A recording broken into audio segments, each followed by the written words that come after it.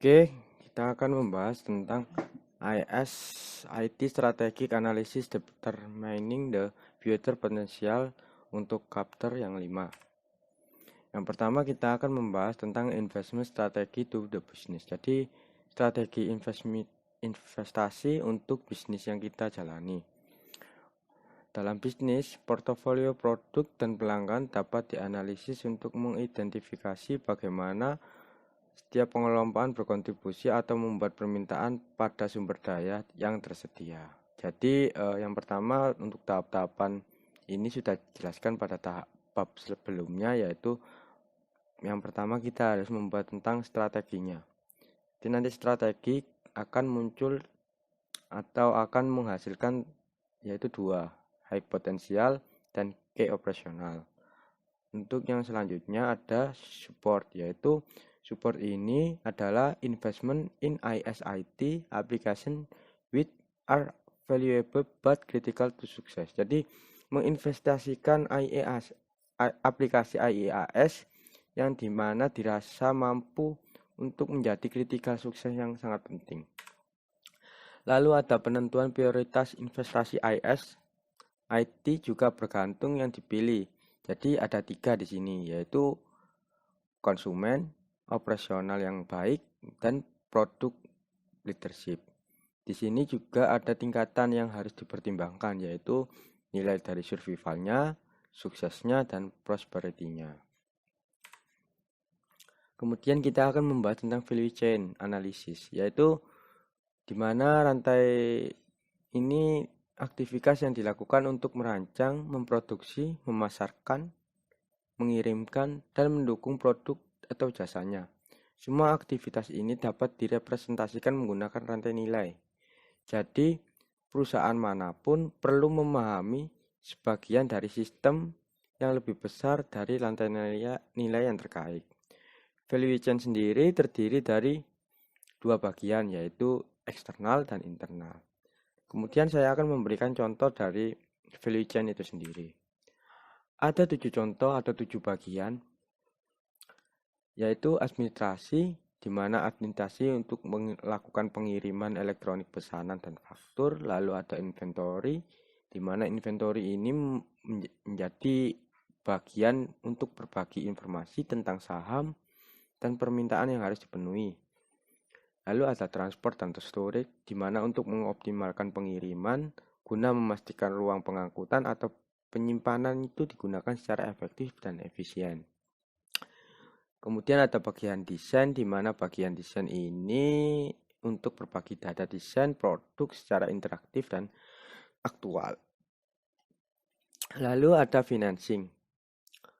Financing sendiri untuk pembayaran elektronik untuk meningkatkan arus kas dan mengurangi kebutuhan modal kerja dan mengurangi biaya yang ada. Lalu ada capacity, yaitu lebih ke arah menyesuaikan penggunaan sumber daya di seluruh perusahaan agar sumber daya tersebut berjalan secara rata atau balance.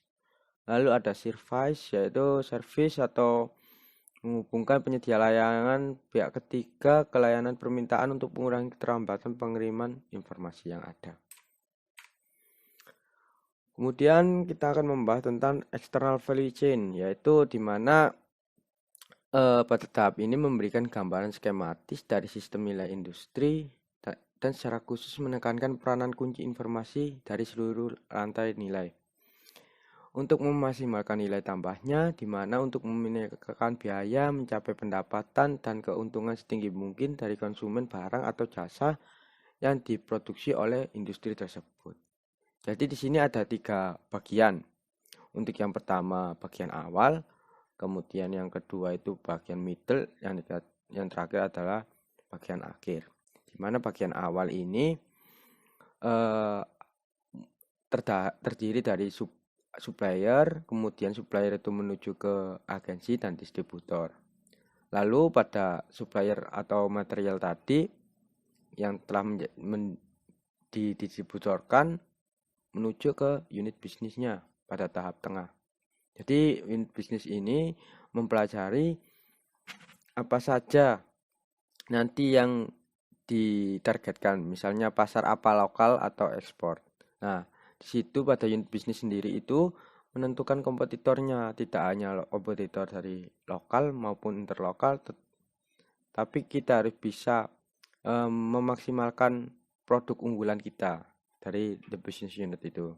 Jadi setelah kita pada tahap akhir, setelah kita memetakan apakah ini termasuk local distribution atau export distribution, kemudian kita akan menuju ke target selanjutnya, yaitu market atau pasar. Pasar yang kita tuju itu seperti apa, dan customer yang akan membeli barang atau produk kita itu seperti apa. Kita harus bisa melihat target pasar dan customer yang kita tuju. Kemudian pada akhirnya dapat mengarah pada penataan hubungan bisnis yang signifikan. Jadi penting untuk memahami nilai dan biaya yang ditambahkan oleh setiap perusahaan atau proses dalam rantai. Kemudian kita harus bisa memahami masalah informasi dalam rantai nilai. Jadi pada tahap ini menunjukkan berapa jenis hubungan, di mana transaksi seperti transaksi faktur, pesanan, dan pembayaran, dan lain-lain. Itu dapat ditangani oleh perusahaan dengan mencari seluruh rantai informasi secara langsung. Pada gambar ini dijelaskan, untuk mendapatkan informasi kita harus mulai dari consumption atau konsumen. Jadi kita memahami mengumpulkan banyak informasi kebutuhan yang seperti apa yang dibutuhkan oleh konsumen yang sesungguhnya itu. Lalu kita bertahap menuju ke produk service logistik. Di sini kita memfokuskan produk apa yang akan kita buat, lalu ke dikonversikan, terus lalu ke supply, bagaimana supply-nya itu, apakah nilainya sudah sangat baik atau gimana, lalu kita menginformasikan kepada pasar. Jadi rencana apa sih yang kita akan buat gitu. Jadi kita mulai dari supply, produk logistik, dan kembali lagi ke konsumen. Lalu ada tahap internal value chain. Jadi internal value chain sendiri adalah nilai sistem dan sumber daya informasi yang diselaraskan dengan proses yang dilakukan perusahaan untuk memuaskan pelanggannya dan mengatur bisnis untuk kontribusi aktivitas ini untuk menciptakan nilai dalam organisasi serta hubungan antara aktivitas dan penambah nilai. Untuk alternatif valuation figuration model ada dua, yaitu value shop dan bisnis dan value shop dan value network. Value shop adalah bisnis yang pada dasarnya pemecahan masalah, jadi memberikan nilai dengan memberikan solusi bagi klien. Mereka mencirikan diri sebagai pertukaran informasi yang intens dan ekstensif bagi dalam mengatur transaksi bisnis dan penyampaian solusi. Jadi permasalahan yang kita ambil itu harus mulai dari klien. Jadi mulai dari klien, kita lihat problem spesifikasinya seperti apa, lalu kita pelajari, kemudian kita cari solusi. Jadi kita mengkonfigurasikan solusinya itu seperti apa, lalu kita mengeksekusi solusi apakah itu yang terbaik untuk klien, dan mendapatkan feedback apakah benar-benar solusi tersebut mampu memecahkan masalah dari klien tersebut. Lalu ada value network adalah bisnis yang menyediakan pertukaran mediasi jaringan antara pembeli dan penjual, memungkinkan hubungan yang akan dibangun, yaitu tujuan dari konfigurasi model yaitu memenuhi kebutuhan pelanggan dengan membahas sumber daya yang ada di perusahaan atau sumber daya eksternal lainnya. Untuk penggunaan value chain analysis sendiri berguna sebagai informasi yang mengalir di seluruh industri, lalu bisa mendapat informasi atau pertukaran informasi dengan pelanggan dan pemasok. Dan yang terakhir, seberapa efektif informasi mengalir melalui proses utama dalam tahap penggunaannya. Kemudian ada natural dan contrived value chain. Ada dua tujuan dalam tahap ini, yaitu yang pertama untuk meningkatkan performa dan mengurangi kompleksitas yang ada baik yang melekat dalam hubungan informasi saat ini. Yang kedua, untuk mengidentifikasi opsi-opsi baru agar informasi mengalir ke tepat sasaran yang memungkinkan proses penambahan nilai dilakukan secara efektif dan pada waktu yang ideal. Perbedaan natural dan contrivers sendiri ada 4, yaitu yang pertama untuk natural digunakan sebagai kebutuhan pasar, sedangkan contriver digunakan untuk kebutuhan organisasi. Untuk natural sendiri, yang kedua mengidentifikasi hubungan secara luas untuk mencapai tujuan dalam bisnis, sedangkan yang contrivert untuk lebih ke arah tujuan untuk perkembangan dari organisasinya sendiri. Kemudian yang ketiga berisi kegiatan rekonsiliasi guna merespons secara cepat, sedangkan contrivert sendiri itu sangat kompleks dan sulit dipahami. Natural itu biasanya tidak hanya ada satu tujuan dan itu tidak berubah secara signifikan. Sedangkan contrivert terdiri dari banyak tujuan atau banyak bentuk guna untuk memodifikasi dalam perubahan bisnis untuk organisasi tersebut. Jadi pada tahap yang terakhir atau business reengineering and valuation itu sendiri, di mana tahap ini adalah tahap rekayasa ulang bisnis, yaitu sebagai mekanisme untuk perubahan strategis di mana biasanya mencakup dimensi proses yang signifikan, yang pasti akan berimplikasi pada IS, IT.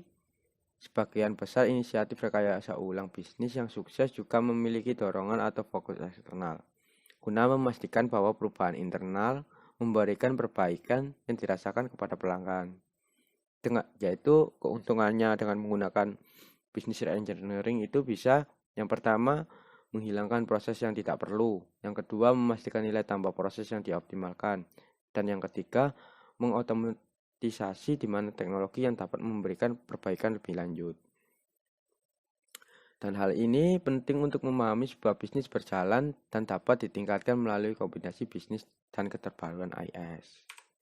Untuk yang terakhir, saya akan membahas flowchart dari tahap bab ini. Yang pertama, kita perlu bisa merencanakan atau membuat strategi. Yang kedua, yaitu menentukan dari strategi tersebut, menentukan investasi guna melihat keuntungan dan kerugian yang kita dapat itu seperti apa. Lalu setelah kita menentukan hal-hal tentang strategi dan investasi, keuntungan dan kerugian, lalu kita bisa menuju tahap analis value chain. Jadi pada tahap ini kita bisa menjadi dua, yaitu apakah masuk dari dalam internal atau external value. Setelah kita memetakan, lalu kita identifikasi lagi, yaitu di dalam tahap pengidentifikasian IT. Lalu kita petakan lagi menuju tahap konfigurasi model, di mana konfigurasi model ini terdapat dua, yaitu value shop dan value network. Lalu setelah kita petakan apakah sudah memenuhi, kita lihat dari analisis value model, apakah sudah terpenuhi atau memang ada perlu perbaikan. Lalu tahap yang terakhir, reengineering, di mana tahap ini memerlukan hasil dari analisis setiap bagian. Jadi apakah perlu ada perbaikan, peningkatan, pembaruan, atau malah pengembangan yang lebih lanjut untuk tahap selanjutnya atau bab ke-6. Oke, sekian presentasi dari saya, dan mungkin masih banyak kekurangan. Mungkin kalau ada pertanyaan bisa tulis di kolom komentar. Sekian presentasi dari saya. Wassalamualaikum warahmatullahi wabarakatuh.